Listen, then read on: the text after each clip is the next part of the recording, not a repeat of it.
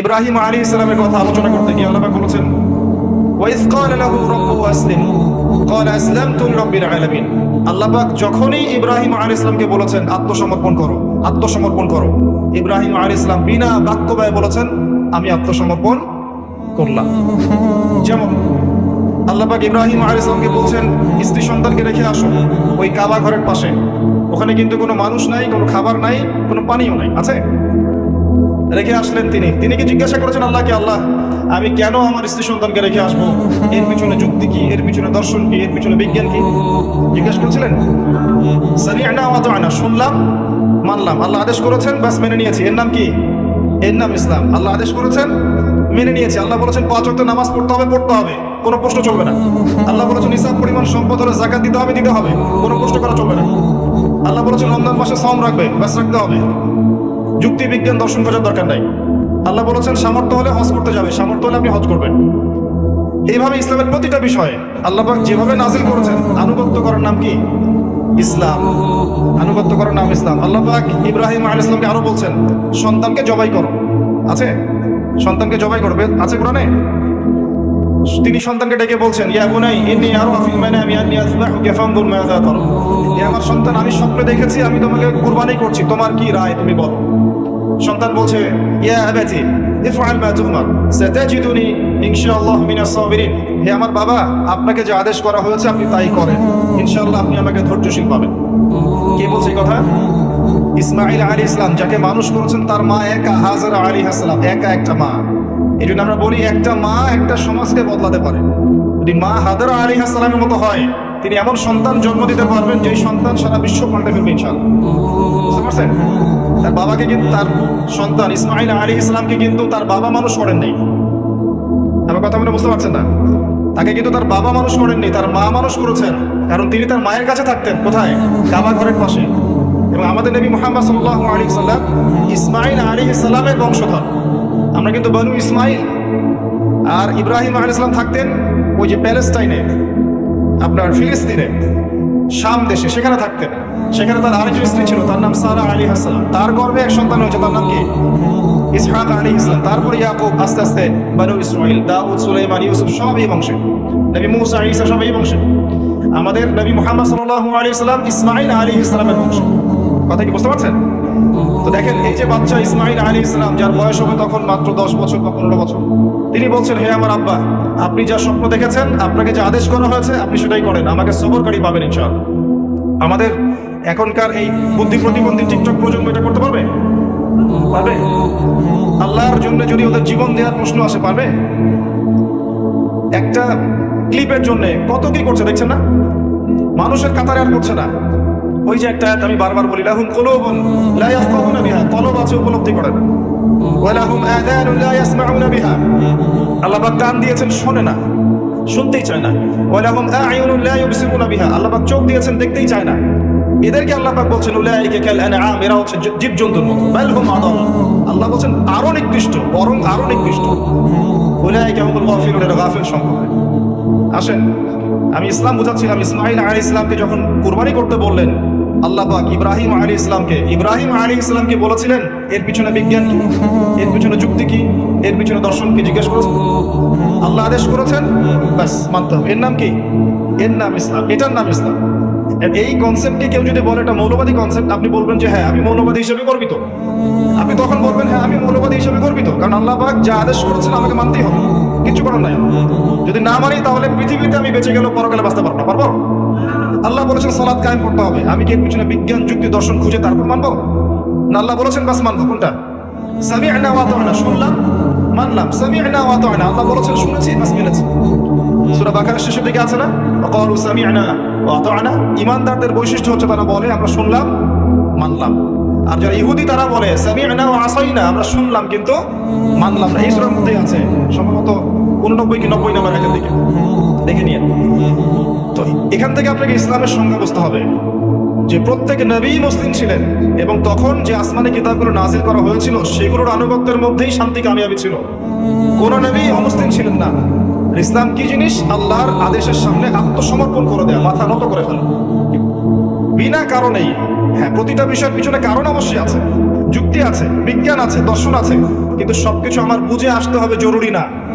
আমার জ্ঞান সীমিত, আল্লাহ পাকের জ্ঞান অসীম। আল্লাহ পাকের জ্ঞান অসীম, আমার সীমিত জ্ঞান আল্লাহর অসীম জ্ঞান কি ধরতে পারবে?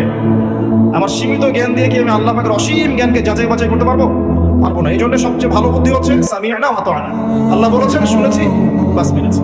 এখন দেখতে হবে কথাটা সত্যি আল্লাহ বলেছেন কিনা, আর কথাটা সত্যি নবী বলেছেন কিনা, এটা নিশ্চিত করতে হবে। এটা নিশ্চিত করতে হলে আমাকে কোরআন এবং সুন্নাহ ঘাটাঘাটি করতে হবে, এবং কোরআন এবং সুন্নাহর বিষয়ে পারদর্শী যারা, তাদেরকে জিজ্ঞাসা করতে হবে, ব্যাস যথেষ্ট। এরপর যখন প্রমাণ হয়ে যাবে যে হ্যাঁ এটা কোরআনে আছে, এটা সুন্নাহে আছে, তখন ডানে বামে যাওয়ার সুযোগ আছে আমার। ডানে বামে না গিয়ে যদি আমি এর উপরে থাকি, এখন কেউ আমাকে বলে যে তুমি মৌলবাদী মুসলিম, তাহলে আপনি কি বলবেন? বলবেন যে আমি এটাতেই গর্বিত, আপনার কোনো সমস্যা? আল্লাহ পাক বলেছেন আমাকে ইসলামের মৌলিক বিষয়গুলো মেনে চলতে, আমি মেনে চলি। আর কোনো বিষয়ের মৌলিক বিষয় না মেনে চললে সে ওই বিষয়ে দক্ষ হতে পারবে না। পারবে? কেউ যদি ডক্টর হতে চায়, ডক্টর, তো মেডিকেল সায়েন্সের মৌলিক বইগুলো পড়তে হবে না? মৌলিক মূলনীতি মেনে চলতে হবে না? কেউ যদি ভালো ইঞ্জিনিয়ার হতে চায়, তাকে ইঞ্জিনিয়ারিং সায়েন্সের মূলনীতি মেনে চলতে হবে না? কেউ যদি ভালো পলিটিশিয়ান হতে চায়, তাকে রাজনীতির মূলনীতিগুলো মেনে চলতে হবে না? একজন সুনাগরিক হতে চায়, তাকে রাষ্ট্রের সংবিধানের মূলনীতি মেনে চলতে হবে না? তাহলে সুনাগরিক হতে পারবে? অতএব আপনাকেও ভালো মুসলিম হতে হলে, জান্নাতি মুসলিম হতে হলে কোরআন সুন্নাহর মূলনীতি মেনে চলতেই হবে। কথা কি বুঝতে পারছেন? এই মূলনীতি মেনে চলা কি পাপ, না মেনে না চলাটা পাপ? এখন ইসলামের বিষয়ে কয়েকটা কথা। ইসলাম আল্লাহ পাকের কাছে একমাত্র গ্রহণযোগ্য দিন। এই ইসলামটা আল্লাহ পাকের কাছে একমাত্র গ্রহণযোগ্য দিন, অন্য কোনো দিন আল্লাহর কাছে গ্রহণযোগ্য নয়। কোথায় আছে? সূরা আলে ইমরান আয়াত নাম্বার 19। আল্লাহ পাক বলছেন ইন্না দীনা ইনদাল্লাহিল ইসলাম। আল্লাহর কাছে একমাত্র গ্রহণযোগ্য দিনের নাম কি? ইসলাম। এখন ইসলাম কি শুধু একটা ধর্ম, না একটা জীবন ব্যবস্থা? ইসলামে কি সবকিছু সমাধান আছে না নাই? তাহলে ইসলাম একটা শুধু কৃষ্টি কালচারের নাম নয়, বরং একটা কমপ্লিট কোড অফ লাইফ। আপনার পুরো জীবনের সবকিছু এখানে আছে। এখন আপনি এটা মেনে নিয়েছেন যে ইসলামের সবকিছুর সমাধান আছে, কিন্তু আমল করতে গিয়ে আপনি পারছেন না। আমল করতে গিয়ে পারছেন না। আমল করতে গিয়ে ঘাটতি হচ্ছে, কখনো কবিরা গুনাহ হচ্ছে, কখনো আপনি অর্থনৈতিক জীবনে সুদ খেয়ে ফেলছেন, কখনো অন্যান্য কিছু করে ফেলছেন, কিন্তু আপনার বিশ্বাস আছে, আকীদা ঠিক আছে যে কোরআন এবং সুন্নাহে ইসলামের সবকিছু সমাধান আছে। আল্লাহ চাইলে আপনার সমস্ত গুনাহ আল্লাহ মাফ করতে পারেন। কথা বুঝতে পারছেন না? আপনি বিশ্বাস ঠিক আছে আপনার, যে আপনি বিশ্বাস করেন, আকীদা ঠিক আছে আপনার, যে আপনি বিশ্বাস করেন কোরআন সুন্নাহ ইসলামের সব কিছু সমাধান আছে। এখন আমল করতে গিয়ে আপনি পারছেন না, দুনিয়ার কারণে হোক, ফিতনার কারণে হোক, দুনিয়ার স্বার্থের কারণেই হোক, ইত্যাদি ইত্যাদি। আল্লাহ চাইলে আপনার এই পাপগুলো মাফ করতে পারেন। কিন্তু একজন ব্যক্তির আকীদাই গলত, সে মনে করে ইসলামে সব নাই, ইসলামে সবকিছু নাই, কোরআন সুন্নাহে সবকিছু নাই, এটা এই যুগে চলে না, ওই যুগে চলতো, এরকম তার মনে করে। এরকম মানসিকতা তার পথ চলতে গিয়ে গুনাহ হয়ে গেল, আল্লাহ পাক কি সেই বদলটি মাফ করবে? আকীদাই তো ঠিক নাই, আগে বেসিক ঠিক করতে হয়। তাই আমরা জীবনে কতটুকু আমল করতে পারি না পারি সেটা পরের কথা। আগে আকীদা ঠিক করতে হবে যে কোরআন সুন্নাহে সবকিছু সমাধান আছে। এবার আপনি ইসলামে আসলেন, এসে দেখলেন এর ভিত্তি দুইটা, কোরআন এবং সুন্নাহ। আরেকটা হাদিসের মধ্যে আপনি পাবেন, হাদিসে জিবরিলের মধ্যে। এখানে আপনি দেখবেন ইসলামের পিলার হচ্ছে 5টা। কয়টা? 5টা। 1 নাম্বার আনতাশহাদু আল্লা ইলাহা ইল্লাল্লাহ ওয়া আন্না মুহাম্মাদুর রাসূলুল্লাহ। 1 নাম্বার ইসলামের পিলার হচ্ছে আপনাকে সাক্ষ্য দিতে হবে যে আল্লাহ ছাড়া কোনো মাবুদ নেই, আল্লাহর তাওহীদের সাক্ষী দিতে হবে, এবং মুহাম্মদ সাল্লাল্লাহু আলাইহি ওয়াসাল্লাম আল্লাহর বান্দা এবং রাসূল। অর্থাৎ তাওহীদ এবং রিসালাতের সাক্ষ্য আগে দিতে হবে, এটা 1 নাম্বার। 2 নাম্বার ওয়া তুকিমাস সালাহ, এবং তুমি 5 ওয়াক্ত সালাত আদায় করবে। কালিমার সাক্ষ্য দেওয়ার পরেই মুসলিমের দায়িত্ব হচ্ছে 5 ওয়াক্ত সালাত কায়েম করা। সালাত নাই, ইসলাম নাই। কেউ যদি মনে করে আমি নামাজ পড়ি না তারপরে মুসলিম, এটা একটা ডাহা মিথ্যা কথা। নামাজ না পড়লে কেউ মুসলিম থাকে না। নামাজ কেউ যদি ছেড়ে দেয়, মান তারাকা সালাতান মুতাআম্মিদান ফাকাদ কাফার। নবী সাল্লাল্লাহু আলাইহি ওয়াসাল্লাম বলেছেন, কোনো ব্যক্তি যদি সালাতকে ইচ্ছা করে ছেড়ে দেয়, কোনো ব্যক্তি যদি নামাজকে ইচ্ছা করে ছেড়ে দেয়, সে ব্যক্তি কুফরি করে। ফাকাদ কাফারা বাইনার রাজুলি ওয়া বাইনাশ শিরকি ওয়াল কুফর তারকুস সালাত। হাদিস এসেছে একজন মুসলিম বান্দা আর একজন মুশরিক কাফেরের মধ্যে পার্থক্যই হচ্ছে নামাজ। নামাজ নাই, ইসলাম নাই। বাংলাদেশে অনেকে মানুষ মনে করে যে নামাজ না পড়লেও মানুষ মুসলিম থাকে। আরব কান্ট্রিতে এটা মনে করে না, ওরা মনেই করে না নামাজ না পড়লে কেউ মুসলিম থাকতে পারে। হ্যাঁ, এখানে দুটো বিষয় আসতে পারে। একজন ব্যক্তি আকীদা রাখে যে নামাজ পড়াটা ফরজ, এরপরে পড়ছে না অলসতা করে, একে আমরা ফাসিক জালেম বলতে পারি। আরেকজন ব্যক্তির আকীদা হচ্ছে নামাজ না পড়লেও চলে, একে সুস্পষ্ট কুফরি ফতোয়া দিতে হবে, নামাজ না পড়লে মুসলিম থাকে না। 2 নম্বর পিলার সালাত। 3 নম্বর ওয়ান তুতিয়া যাকাত, তুমি যাকাত প্রদান করবে। যাকাত কি? নিসাব পরিমাণ সম্পদ হয়ে গেলে আপনাকে 2.5% যাকাত দিতে হবে, যেটা অনেক মুসলিমই দেয় না। অনেক মুসলিম নামাজ পড়ে যাকাত দেয় না। অনেকে মনে করে নামাজটা ফরজ, যাকাতটা ফরজ নয়। অনেকে মনে করে যাকাত নফল মনে করে, দিলে দিলাম না দিলে নাই। এটা আপনার উপর ফরজ করা হয়েছে। যাকাত অস্বীকার করলে সেও কাফের হয়ে যাবে। যাকাত কেউ যদি অস্বীকার করে সেও কাফের হয়ে যাবে। ওয়ান তুতিয়া যাকাত, তারপর ওয়াতাসুম রমাদান, রমজান মাসে সওম রাখবে। এই যে রমজান মাস এসেছে, রমাদান মাসে সওম রাখবে, 30টা সওম রাখবে। সওম মানে শুধু না খেয়ে থাকা নয়, পানি ছেড়ে দেওয়ার নাম নয়, আর স্ত্রী সহবাস ছেড়ে দেওয়ার নাম নয়। সওম মানে হচ্ছে আল্লাহ পাকের যাবতীয় নিষেধকে ছেড়ে দেওয়ার নাম। সওম রেখে, রোজা রেখে কেউ যদি ঘুষ খায়, জিনা করে, মানুষকে ঠকায়, মাপে কম দেয়, মিথ্যা বলে, অশ্লীল কাজ করে, তার কি রোজা হবে? যে কোনো আলেমকে জিজ্ঞাসা করেন, তার কি রোজা হবে? রোজা রেখে কেউ যদি গীবত করে, তাও তো রোজা ভেঙে যাবে। রোজা রেখে কেউ যদি গীবত করে, বেপরদায় চলে, অশ্লীল কথা বলে, গালিগালাজ করে, তাও তো রোজা ভেঙে যায়।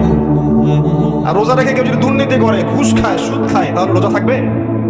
রোজার মানে হচ্ছে তাকওয়া অবলম্বন করা, লাআল্লাকুম তাত্তাকুন, অর্থাৎ আল্লাহ পাকের আদেশ নিষেধগুলো মেনে চলা। খাবার যেমন ছেড়ে দিয়েছি, পানাহার ছেড়ে দিয়েছি, স্ত্রী সহবাস ছেড়ে দিয়েছি, হালাল ছিল তাও ছেড়ে দিয়েছি। এগুলো হালাল ছিল আমার উপরে, ছেড়ে দিয়েছি, তাহলে হারামগুলো ছাড়তে হবে না? হারামগুলো ছেড়ে দেওয়ার নাম হচ্ছে সওম। আমি অনেক লেকচারে বলেছি এই সিজনে, আপনাদেরকে আরেকবার রিপিট করছি, সওম রেখে 5 ওয়াক্ত নামাজ ছাড়বেন না। সওম রেখে তারাবির নামাজ জামাতে পড়ার চেষ্টা করবেন। রোজা রেখে বেশি বেশি দোয়া করবেন, বেশি বেশি জিকির করবেন, বেশি বেশি কোরআন তেলাওয়াত করবেন।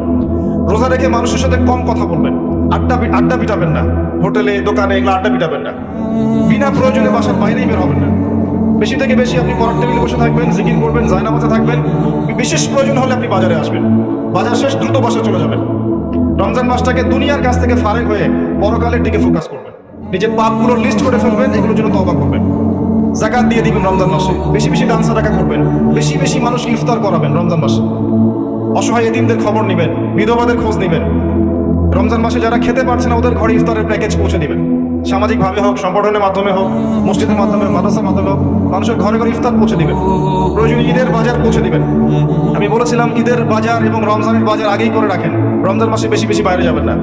রোজা রেখে বেশি খাবেন না ইফতারে, রোজা রেখে বেশি বেশি ইফতারে খাবেন না, সেহরিতে বেশি বেশি খাবেন না। লাইলাতুল কদর পাওয়ার চেষ্টা করবেন, শেষের দশক ইতিকাফ করার চেষ্টা করুন মসজিদে। আর যদি এটা না করতে পারেন, তাহলে শেষের দশকের বিজোর রাতগুলো 21, 23, 25, 27, 29 আপনি বাসায় রাত জাগবেন, পরিবারবর্গকে জাগাবেন। এর মধ্যেই লাইলাতুল কদর আছে। এক রাত ইবাদত করলে আপনি 1000 মাসের নেকি পাবেন ইনশাআল্লাহ তাআলা। সবচেয়ে বড় কথা, এই মাসে আল কোরআন নাজিল হয়েছে। শাহরু রমাদানাল্লাযী উনজিলা ফীহিল কোরআন, এটাই সেই মাস যেই মাসে কোরআন নাজিল হয়েছে। রমজান মাস এই কারণে মহিমান্বিত যে এই মাসে কোরআন নাজিল হয়েছে। ইন্না আনজালনাহু ফি লাইলাতিল কদর, এই মাসে কোরআন নাজিল হয়েছে। অতএব এই মাসকে কোরআনের সময় দিতে হবে, এই মাসে কোরআনময় করে ফেলবেন।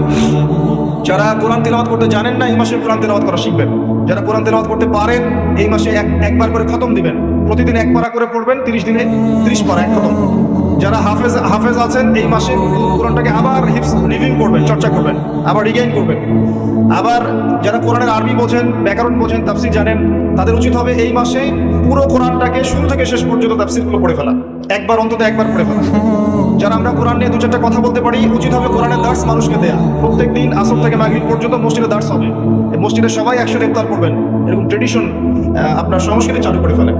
রমজান মাসে কোরআনকে সময় দেন, কোরআনের দাওয়াত মানুষের কাছে পৌঁছান, শেখান।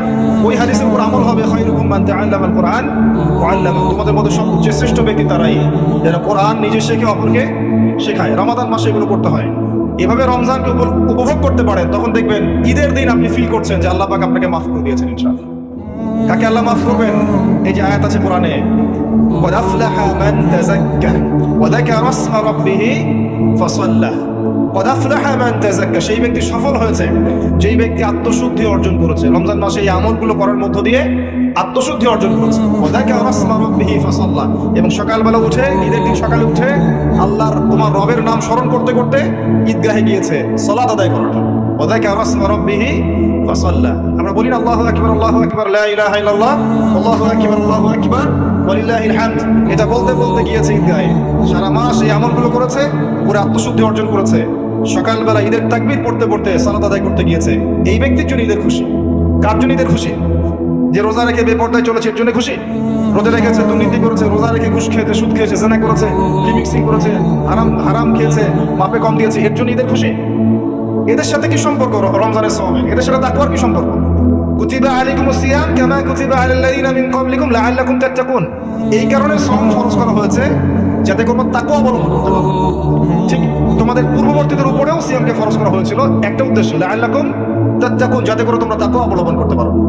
ওই যে প্রথমে একটা বলেছে, ইত্তাকুল্লাহা হাক্কা তুকাতিহি ওয়া লা তামুতুন্না ইল্লা ওয়া আনতুম মুসলিমুন, হে মুমিনগণ তোমরা তাকওয়া অবলম্বন করো এবং পরিপূর্ণ মুসলিম না হয়ে মৃত্যুবরণ করো না। এটা 4 নম্বর পিলার। আর 5 নম্বর হচ্ছে সামর্থ্য হয়ে গেলে হজ করবে। সামর্থ্য না হলে হজ করা আপনার উপরে ফরজ নয়। আল হাজ টাইটেলের জন্য হজ করতে হবে না, সামর্থ্য হয়ে গেছে এখন হজ করবেন। আর হজে গিয়ে আনুষ্ঠানিকতা শেখার চাইতে ইব্রাহিম আলাইহিস সালাম, হজের প্রতিটা কাজের বেশিরভাগের সাথেই ইব্রাহিম আলাইহিস সালামের সুন্নাহ জড়িত আছে। কাবা ঘর কে নির্মাণ করেছেন?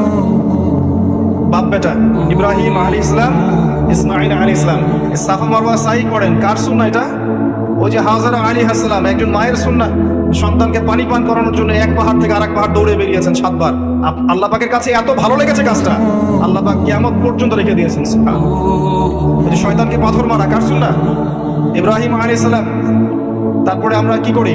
হাজারে মাকাম ইব্রাহিমে নামাজ পড়ি না 2 রাকাত, ওটা কার? মাকাম ইব্রাহিম কার সুন্নাহ? জামজাম কূপ কার সুন্নাহ? এগুলো সব কিছুর সাথে দেখবেন ইব্রাহিম পরিবারের স্মৃতি জড়িত আছে। ওখানে গিয়ে ইব্রাহিমী তাওহীদের চেতনা শিখে আসতে হয়, এটা হজের শিক্ষা। আর আমরা ওখানে গিয়ে আলহাজ টাইটেল নিয়ে আসি, এখানে পোস্টার বানিয়ে নাম লিখে দিই আমি আলহাজ, তাই না? এসব রিয়া ছেড়ে দেন। রিয়া অহংকার থেকে আল্লাহ পাক আমাদেরকে বের হয়ে আসার তৌফিক দান করুন। আমি ইসলামের এই 5 পিলার, এই 5 পিলারকে নিয়েই দিন ইসলাম, যেটা জীবনের প্রতিটা বিষয়ের সমাধানে পরিপূর্ণ। আল্লাহ পাক এখন বলছেন একই সূরায়, সূরা আল ইমরানের মধ্যেই 83 এবং 85 নম্বর আয়াতে আল্লাহ পাক আরো বলছেন, ওয়া মান ইয়াবতাগি গায়রাল ইসলামি দীনান ফালা ইউকবাল মিন। এই পরিপূর্ণ দ্বীন ইসলাম বাদ দিয়ে কেউ যদি অন্য কোনো দ্বীন তালাশ করে, অন্য কোনো জীবন ব্যবস্থা তালাশ করে, অন্য কোনো দর্শন তালাশ করে, ফালা ইউকবাল মিন, তার কাছ থেকে কোশ্চিনকালেও কোনো আমল কবুল করা হবে না। ওয়া হুয়া ফিল আখিরাতি মিনাল খাসিরিন, এবং সে পরকালে ক্ষতিগ্রস্তদের অন্তর্ভুক্ত হবে। তাহলে ইসলাম ছাড়া অন্য দিন চলবে? যারা অন্য দিনের মধ্যে আছে তাদের প্রতি আমরা দাওয়াত পেশ করব এভাবে, বিনয়ের সাথে, নম্রতার সাথে এবং মাউইযাতিল হাসানার সাথে। প্রিয় মুসলিম ভাই বোন, আপনি আল্লাহর ওয়াস্তে একটা বার কোরআন এবং সুন্নাহকে স্টাডি করেন। আমার রিকোয়েস্ট, আপনি মৃত্যুর আগে অন্তত একটা বার কোরআন এবং সুন্নাহকে অর্থ সহ পড়েন। পড়ার পরে যদি আপনার কাছে মনে হয় যে সত্যি কোরআন এবং সুন্নাহর মধ্যে সমস্ত বিষয়ের সমাধান আছে, তাহলে আর দেরি করবেন না, অনতি বিলম্বে আল্লাহর সামনে আত্মসমর্পণ করে মুসলিম হয়ে যান। আপনাকে আল্লাহ পাক এই সুযোগ নাও দিতে পারেন পরবর্তীতে। যদি আপনি জেনে যান এটাই সত্য, আপনার মনের মধ্যে আল্লাহর পক্ষ থেকে হেদায়েত চলে আসে, এটাই সত্য, এর মধ্যে সবকিছুর সমাধান আছে, আর আল্লাহ ছাড়া এমন কোনো সত্তা নাই যিনি সবকিছুর সমাধান একটা কিতাবে নাযিল করতে পারেন, এটা যদি আপনি বিশ্বাস হয়ে যায়, আপনি আল্লাহর সামনে আত্মসমর্পণ করে মুসলিম হয়ে যাবেন ইনশাআল্লাহ তাআলা। দুনিয়াতে আপনি কিছু পান বা না পান, পরকালে আল্লাহ পাক আপনাকে জান্নাত দিবেন ইনশাআল্লাহ।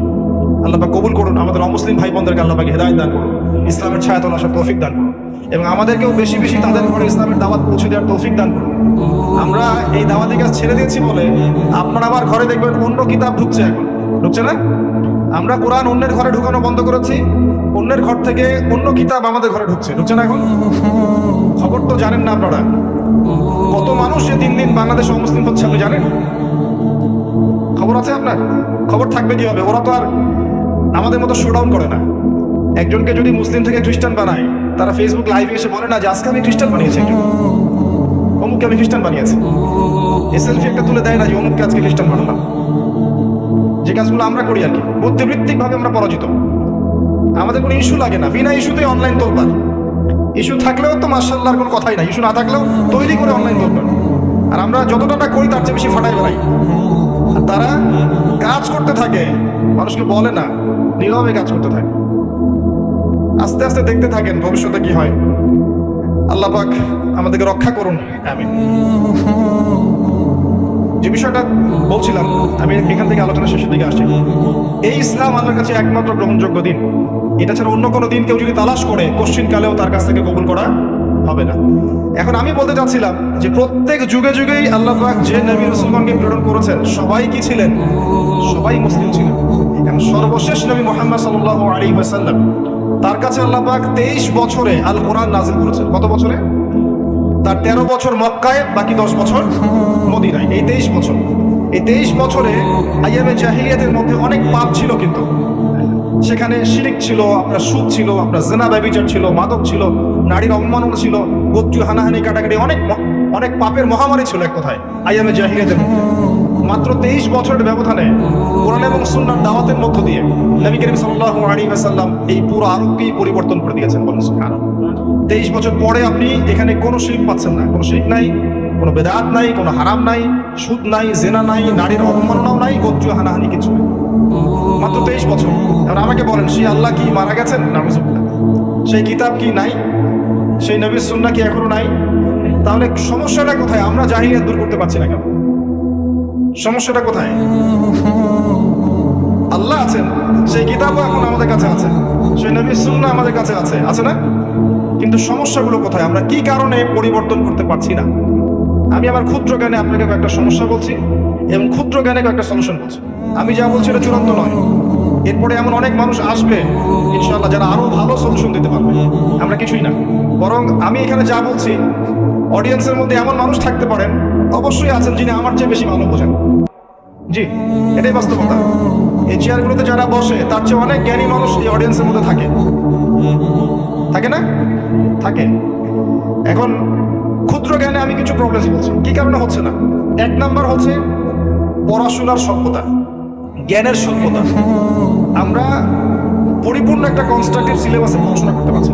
মুসলিমদের কথা বলছি, আমি আমাদের সমস্যার কথা বলছি। আমি অমুসলিমদের দিকে আঙ্গুল তুলিনি। ইসলামের শত্রুরা কি করছে ওই দিকে আমি দেখতে যাচ্ছি না এখন। আমি আমাদের প্রবলেমের কথা বলছি। আমরা পরিপূর্ণ সিলেবাস অনুযায়ী পড়াশোনা করতে পারছি না।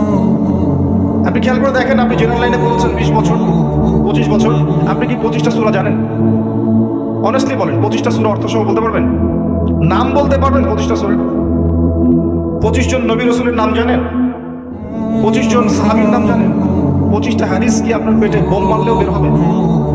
আপনি 25 বছর পড়েছেন, আমরা পড়ি নাই? 20 বছর, 25 বছর। যারা মাস্টার্স করেছেন, বিবিএ, এমবিএ করেছেন, ডক্টরেট করেছেন, পড়েন নাই?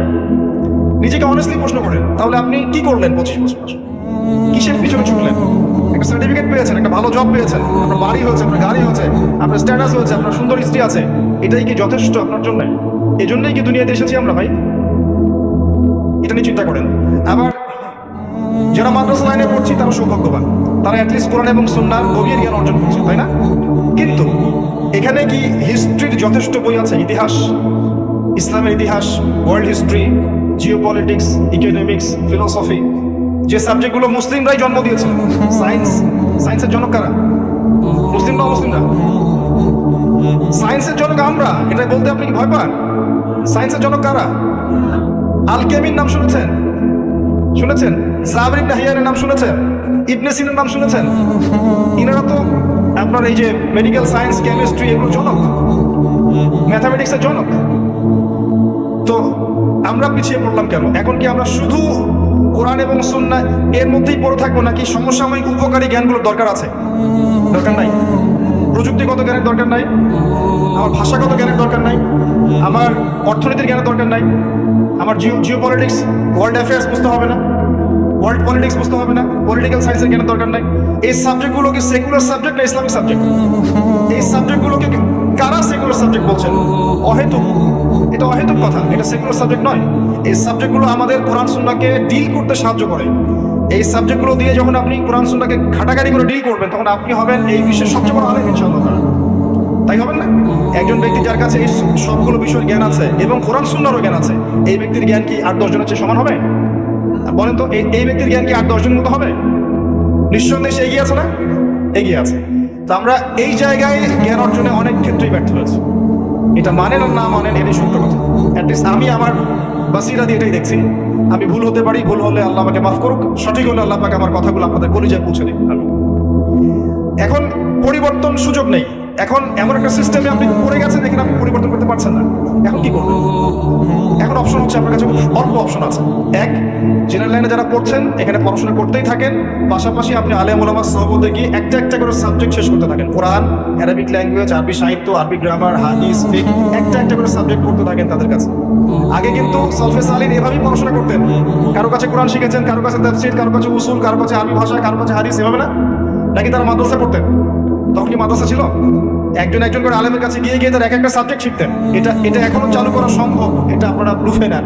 এছাড়া জেনারেল ভাইদের দিন শেখার কোনো একটা সুযোগ নাই। কিন্তু আপনি কি আবার মাদ্রাসায় পড়তে পারবেন? 20 বছর তো শেষ, আবার কি মাদ্রাসায় পড়তে পারবেন? পারবেন না। এই হচ্ছে সমস্যা।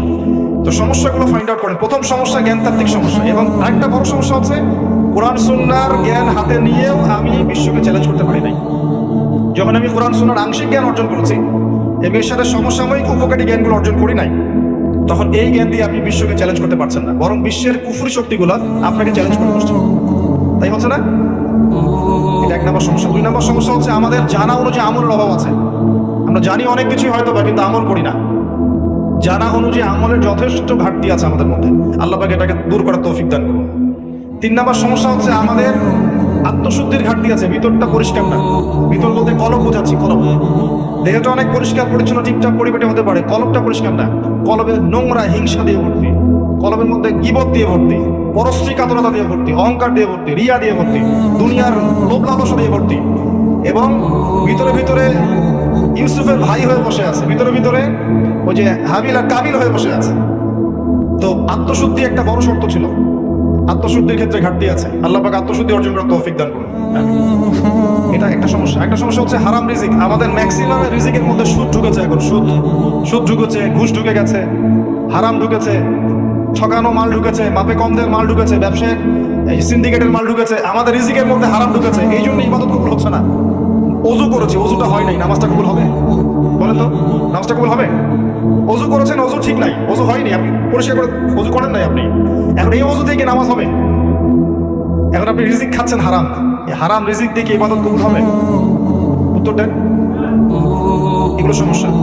আরো সমস্যা হচ্ছে পারিবারিক আদর্শ ঠিক নাই। দেখেন আমাদের ম্যাক্সিমাম পরিবারগুলোর দিকে তাকান, জাহান্নামের টুকরা এক একটা। পরিবারের মধ্যে না আছে তাওহীদ, না আছে সুন্নাহ, না আছে ইসলামিক সংস্কৃতি, না বাচ্চা কাচ্চারা জানে জীবনের উদ্দেশ্য কি। পরিবারের পিতারা আর ইব্রাহিমের মতো নয়, পরিবারের মায়েরা আর হাজরা আলাইহিস সালামের মতো নয়, যারা ইসমাইলের মতো সন্তান জন্ম দিতে পারে। পরিবারের বোনরা ফাতিমা রাদিয়াল্লাহু আনহার মতো পর্দাশীল নয়, পরিবারের স্ত্রীরা কিন্তু আয়েশা রাদিয়াল্লাহু আনহার মতো নয়, খাদিজা রাদিয়াল্লাহু আনহার মতো নয়। এমন পরিবার দিয়ে কিভাবে আপনি আগামী প্রজন্মকে নেতৃত্ব দেওয়া জেনারেশন তৈরি করবেন বলেন? ইল্লা মাশাআল্লাহ। এর বাইরে কিছু পরিবার আছে যারা এই আদর্শে বড় করছে, আল্লাহ পাক তাদেরকে কবুল করবেন ইনশাআল্লাহ। আল্লাহ পাক কবুল করুন, আমিন। আর সমস্যা হচ্ছে আমরা আমাদের জায়গা থেকে ইসলামের খেদমত করতে চাচ্ছি না। আমরা দুনিয়াকে আগে প্রাধান্য দিচ্ছি, দিনকে পরে। সবার দায়িত্ব ইসলামের উপর আছে, শুধু আলেম ওলামার দায়িত্ব নয়, সবারই দায়িত্ব আছে। আপনার উপর ইসলামের দায়িত্ব আছে। ইসলামের কোনো ক্ষতি হলে আপনিও তো একটা অংশ বহন করবেন। যদি ইসলামের কোনো ক্ষতি হয়ে যায়, আপনার ক্ষতি হবে না? দিন কি শুধু এক শ্রেণীর মানুষের জন্য না সবার? এই দিনের প্রতি মহব্বত সবার থাকা উচিত নয়? আল্লাহ পাক সবাইকেই কিছু না কিছু প্রতিভা দিয়েছেন। যে ব্যক্তি একজন পলিটিশিয়ান, সে সেখান থেকে এই দিনটা খেদমত করতে পারবে না? যে ব্যক্তি একজন প্রশাসনিক কর্মকর্তা, সেখান থেকে সে ইসলামের খেদমত করতে পারবে না? যে ব্যক্তি একজন ডক্টর, সে সেখান থেকে পারবে। একজন ব্যবসায়ী সেখান থেকে পারবে, একজন আলেম সেখান থেকে পারবে। যে যার জায়গা থেকে দিনটা খেদমত করতে পারবে না?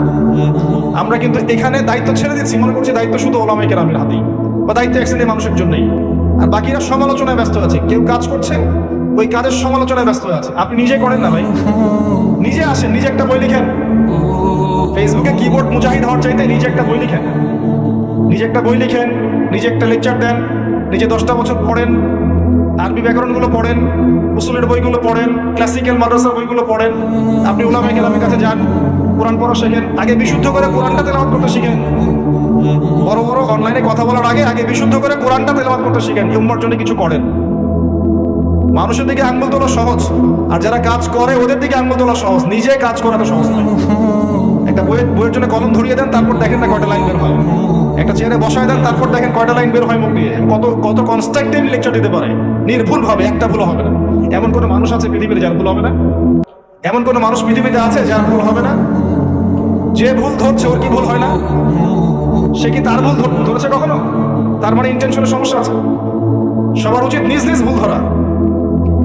ইসলামের দায়িত্ব কি এক শ্রেণীর মানুষের জন্যই, না সবার জন্যে? সবাই সবার জায়গা থেকে করলে পরে দিনের বিজয় হবে, অযথা অন্যথায় হবে না। সবাই সবার জায়গা থেকে করলে পরে দিনের বিজয় হবে। আল্লাহ পাক আমাদের সবাইকে যার যার জায়গা থেকে দিনের খেদমত করার তৌফিক দান। অন্যের দিকে চোখ দেওয়ার আগে নিজে আমি দিনের জন্য কি করছি এটা ভাবার তৌফিক দান।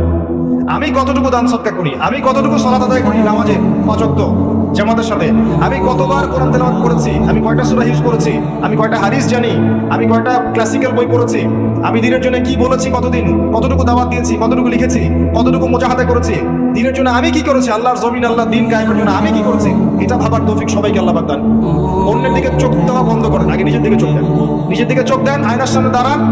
যদি বিবেকবান হন, আয়না আপনাকে বলে দেবে আপনি কতটুকু স্বচ্ছ আর কতটুকু অস্বচ্ছ। আল্লাহ পাক আমাদেরকে বোঝার তৌফিক দান করুন, আমিন।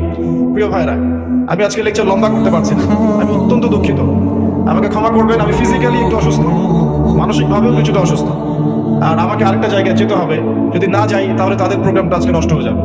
আমি আপনাদের কাছে ওয়াদা করছি ইনশাআল্লাহ তাআলা আগামীতে এই নেক্সট যে সিজন আসছে ইনশাআল্লাহ আমি আপনাদেরকে লম্বা সময় দেবো ইনশাআল্লাহ তাআলা। ইনশাআল্লাহ তাআলা নেক্সট সিজনে আমি আপনাদেরকে লম্বা সময় দেওয়ার চেষ্টা করবো ইনশাআল্লাহ তাআলা। আল্লাহ পাক তাকদীরে রাখেন, আবারও দেখা হবে ইনশাআল্লাহ তাআলা।